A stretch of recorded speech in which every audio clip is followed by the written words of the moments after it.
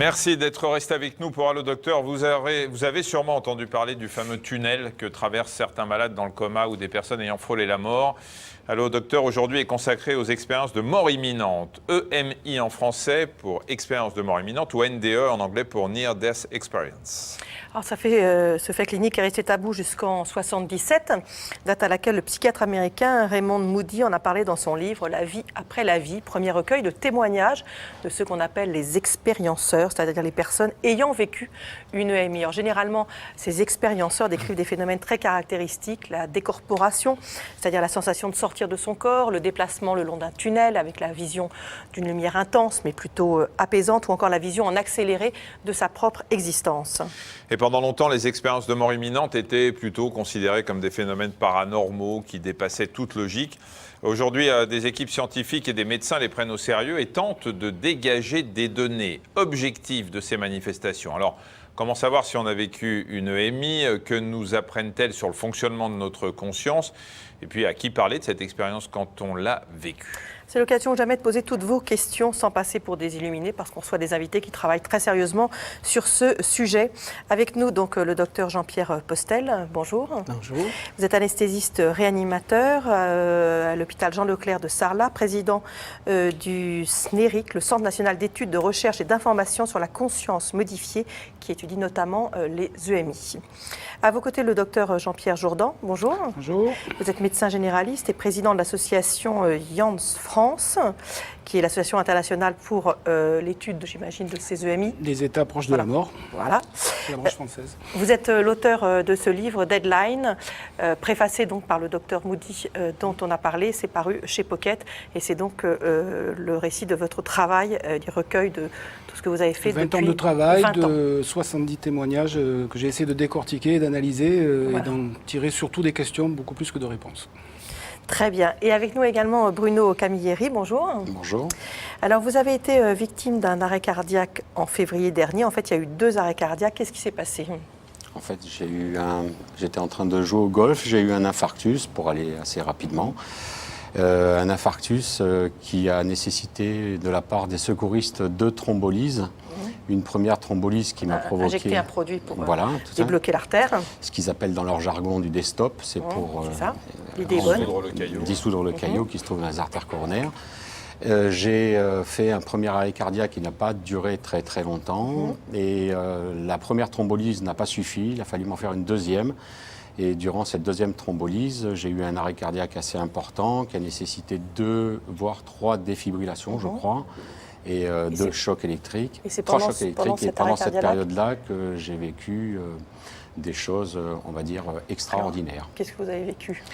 Ce que j'ai vécu, c'est, dans un premier temps, j'ai glissé dans un monde, on va dire, très apaisant. J'ai baigné dans une lumière très apaisante aussi.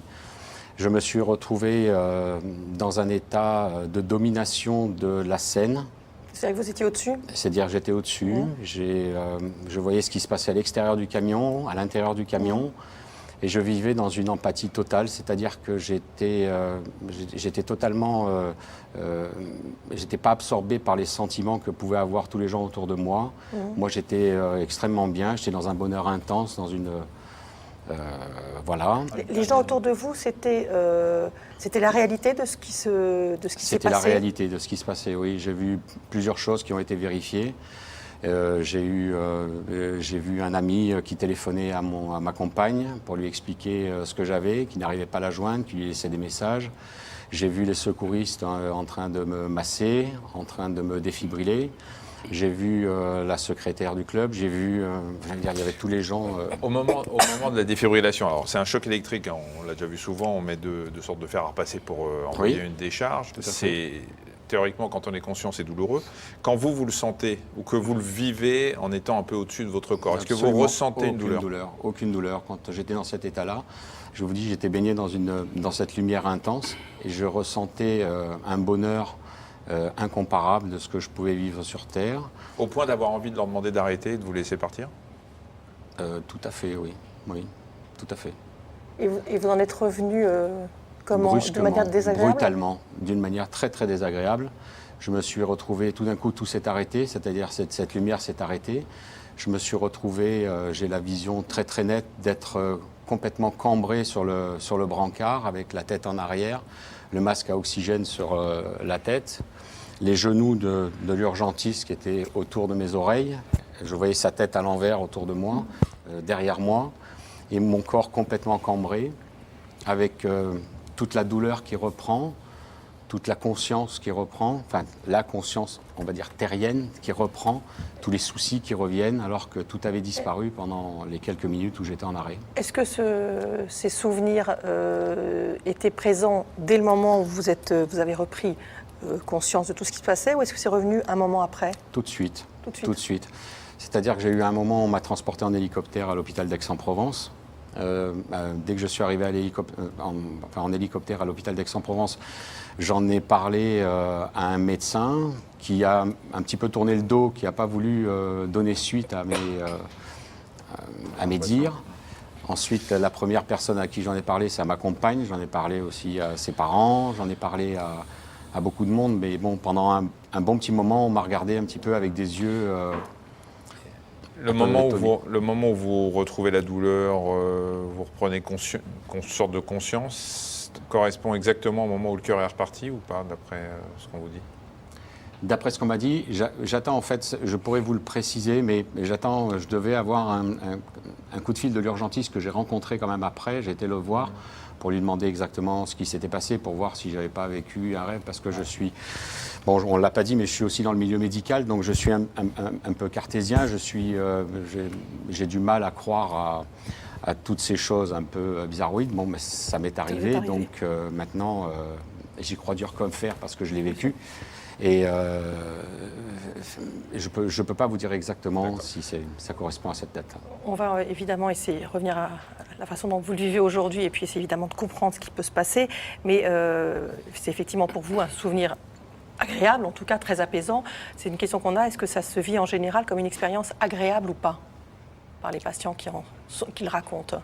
Ou est-ce que ça peut être quelque chose de douloureux à vivre? C'est pratiquement toujours très agréable. Oui. Ouais. Les expériences qu'on dit négatives sont en fait, après analyse, pour la plupart du temps, un mélange. Si vous voulez, une expérience de mort imminente, en général, c'est un arrêt cardiaque, c'est une expérience de courte durée. Le plus fréquent, c'est dans des expériences de courte durée. Maintenant, il y a des gens qui ont fait un coma par la suite. Alors, ça va être la question de Paul. J'ai vécu une EMI négative et suis revenu de l'enfer. Avez-vous une explication? C'est plutôt un coma dans ce cas-là. Et dans ce qu'on sait, bon, quelqu'un qui vit un coma peut faire une expérience de mort imminente, mais quand il y a un réveil de coma qui prend souvent plusieurs jours, plusieurs semaines, voire plusieurs mois, la conscience est très fluctuante et on peut ressentir comme extrêmement négatif ou angoissant simplement la toilette, le bruit des instruments. Enfin, et moi, je me suis rendu compte que pratiquement toutes les expériences négatives étaient en fait un mélange avec des éléments d'une expérience de mort imminente et des souvenirs, par contre, extrêmement angoissants d'un réveil de coma qui est fluctuant. Et ça finit par faire une espèce d'amalgame qui est extrêmement désagréable. Alors, on nous demande dans quelle mesure ceux qui ont vécu une EMI, une expérience de mort imminente, sont-ils influencés par ce qu'ils ont déjà entendu à propos du tunnel et de la lumière? C'est vrai qu'on entend toujours parler de ce tunnel et de la lumière. Vous en avez entendu parler avant? Tout à fait. Bon. J'en ai sûrement entendu parler avant. Sans en avoir un souvenir précis. Voilà. Alors, il est très difficile, effectivement, de faire la part de ce qui devient un fait de société et qui est maintenant connu. Bon, ceci dit, les premiers cas décrits par Moody étaient totalement... On n'en avait pas parlé avant. Et quant aux EMI négatives, effectivement, j'en ai aussi rencontré chez des patients. Ce sont celles qui vont laisser des stress post-traumatiques et qui vont souvent demander une prise en charge après, sous forme de psychothérapie éventuellement. Oui, parce que dans certains récits, on voit les personnes qui disent qu'au lieu dans ces tunnels, quand elles le voient avec la lumière au bout, où effectivement elles ont plutôt envie d'y aller, parce que c'est apaisant, c'est un peu votre façon d'avoir vu les choses, c'est-à-dire qu'on vous libère, alors qu'on voit parfois des gens qui disent au contraire qu'ils se sont accrochés pour ne pas aller vers le fond justement de ce tunnel. Ça peut être effectivement des problèmes de coma et non pas d'arrêt cardiaque. De l'analyse que j'ai pu en faire, oui. Les quelques cas, j'ai dû recueillir, je sais pas, je ne les ai pas comptés, 300 ou 400 cas. J'ai interviewé plusieurs centaines de personnes. pour me faire une idée, pour essayer d'extraire ce qu'on pouvait trouver comme invariant de ces expériences.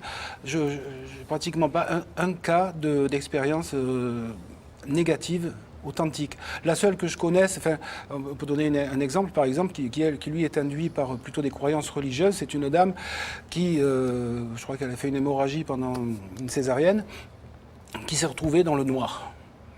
Elle était parfaitement consciente, elle, plus ou moins, elle était consciente, elle était dans un noir absolu. Il n'y avait rien. Et elle s'est dit, c'est ça l'éternité, je suis là pour l'éternité. Je suis morte, et je vais m'emmerder pendant l'éternité. Parce qu'il faisait noir.